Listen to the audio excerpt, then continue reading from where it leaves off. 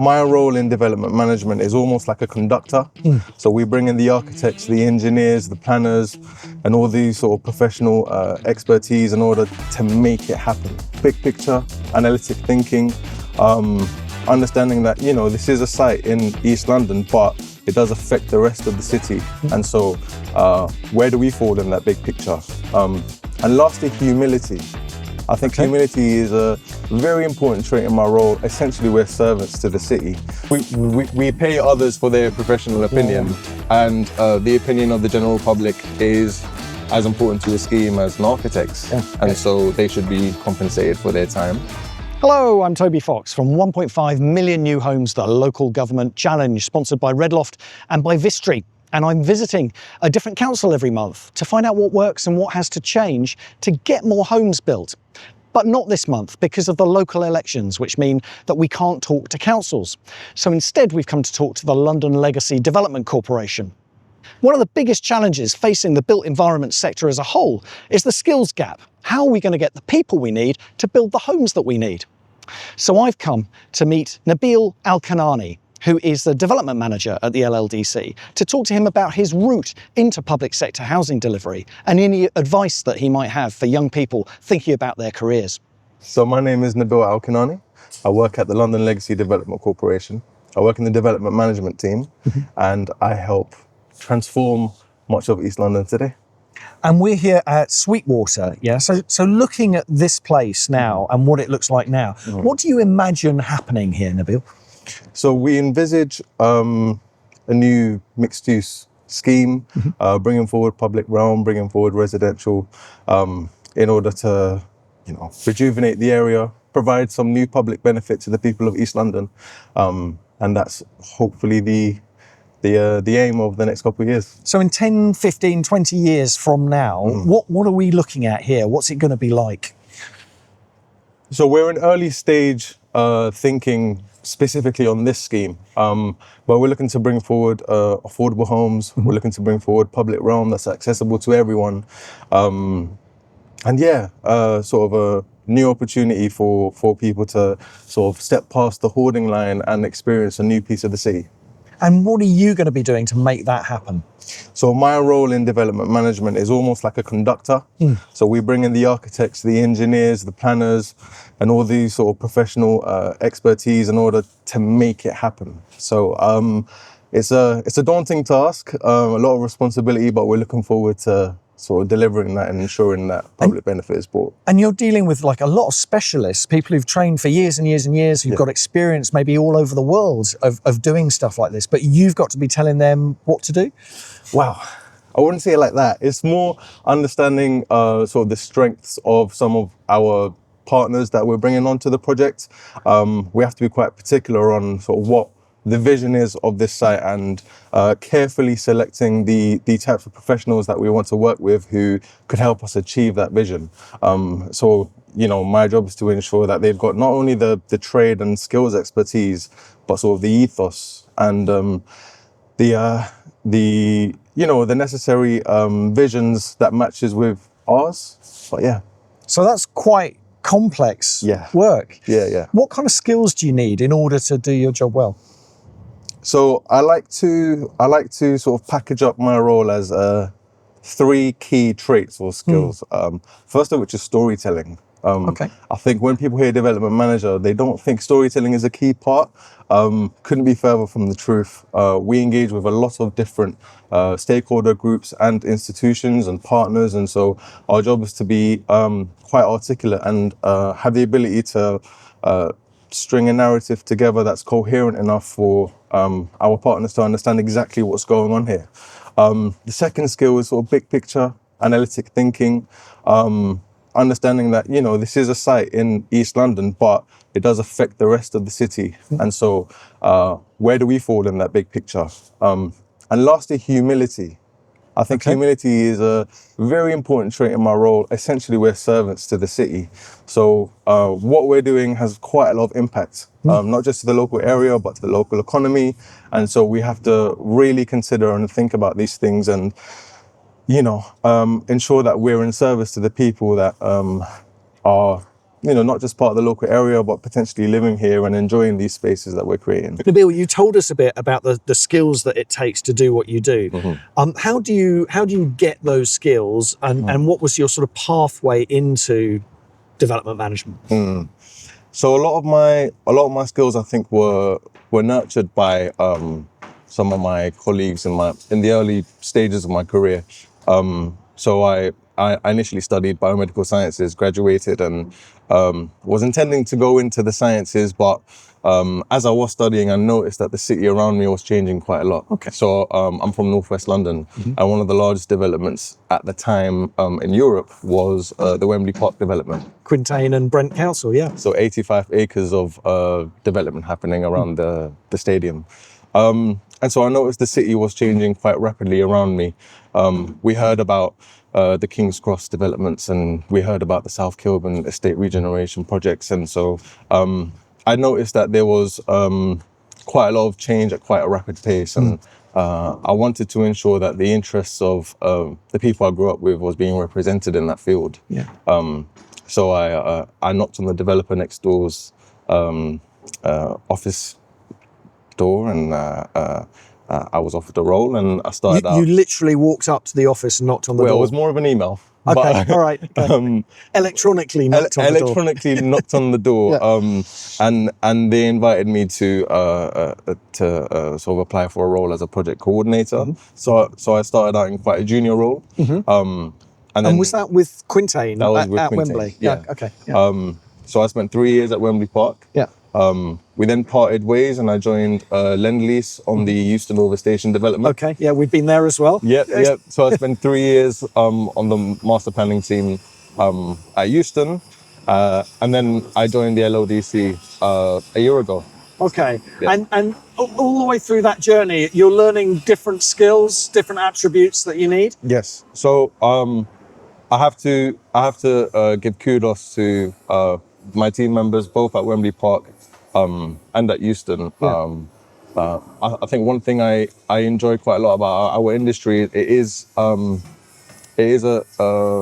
focuses quite a lot on the team, and it's not isolated working. So it does require many hands to make light work. Yeah. And so a lot of expertise was shared, and people would share their lessons across different departments. So you learn quite quickly on the job. So people who don't have those skills to begin with, they shouldn't feel sort of a lack of confidence about coming into this field. I entered the industry with little to no knowledge of development and how it works, and I was educated on the job.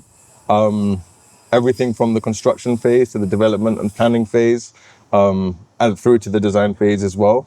And also the reality of the industry is that it changes quite rapidly over time. So legislation changes every couple years, and so what you're taught in university is almost rendered moot by the time you join. So you have to learn things on the job as well.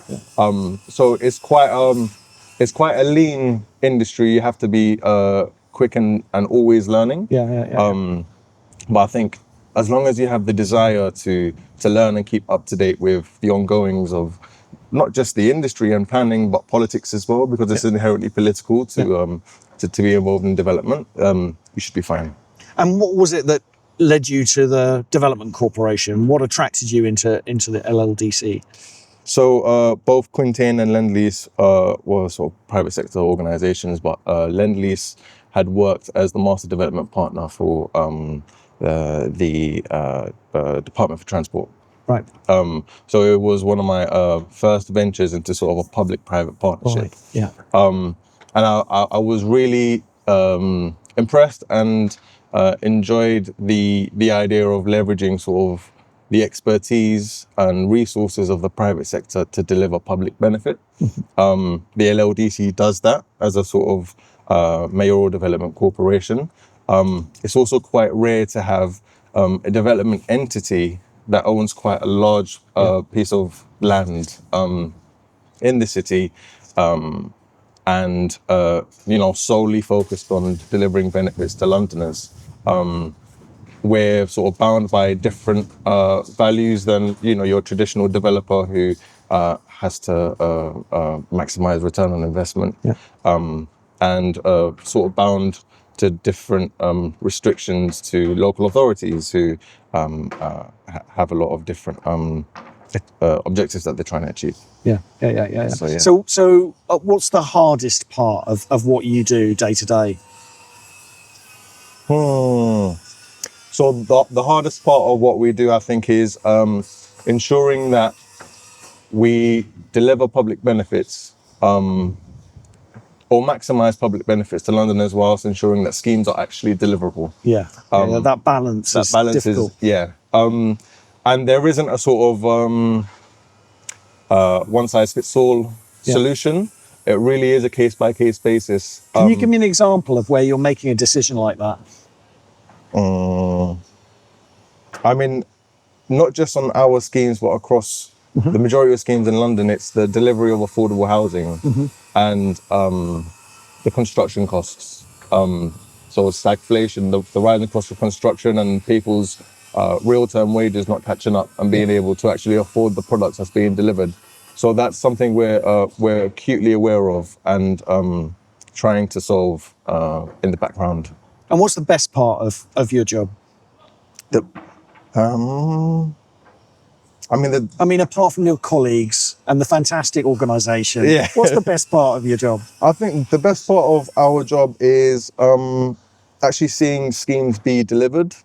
I know that in the park, we're one of few development entities that are actually delivering London right now, amidst sort of a lot of the pressures of the industry. So it's always good seeing planning applications be approved. It's good seeing framework contractors coming onto site. But also it's seeing the finished thing, the finished product, the finished scheme is always enjoyable looking Like at. people actually moving into the house that you helped get built. Exactly. But really and truly, it's more seeing. Personally, I love seeing the young people sort of hang about and enjoy the public realm that we bring forward as well. So yeah. Fantastic. Yeah. So do you think, speaking of young people, do you think the industry, which I guess I mean the built environment industry, do you think it's good at attracting those young people in the way that it did to you, to get them involved in shaping how places are built and how houses are delivered? My blunt and short answer is no. I think there's a lot more we could do as an industry. I think unfortunately we still suffer from this esoteric sort of nature. Like it's full of jargon and technical and leave it to the professionals, and a lot of our schemes are sort of fait accompli. We're sort of tied to the financials and the viability of these schemes. So it's really difficult to incentivize involvement from not just young people but the public generally. We're trying really hard at the LLDC to try and bridge that gap between sort of development activities and the general public. We try really hard to sort of hand over the pen whenever we can. And that's through some of our platforms like Elevate, where we bring young people to sort of assess and critique our development schemes as they come forward. But also we're not sort of exploiting their labour for free. We compensate them for their time, and we're starting to see that across London as well, citizens' assemblies and whatnot. So it's a sort of professionalisation, isn't it? Yeah, because we pay others for their professional opinion, and the opinion of the general public is as important to a scheme as an architect's, and so they should be compensated for their time. But also lowering the barrier to access to critique what we're saying. So, you don't have to wait for public exhibition in order to tell us what you think. There are digital platforms now where people can directly comment and tell us what they think. So it's open like 24/7. It's not perfect. There's still a lot more we can do. But I think we're taking the steps in the right direction.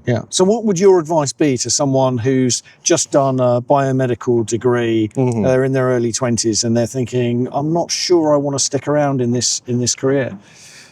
Well, what I would say is for the past decade or two, there's been a real housing need, not just in London, but the UK.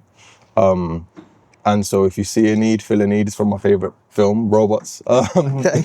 And I think there's real opportunity for you to not just develop a career in the built environment, but I would argue that their presence is necessary because our industry is almost guilty of being quite monotonous in not just what we deliver, but our personnel could do with a bit of diversity. So it would be good to get some more thoughts from different places and origins into our industry.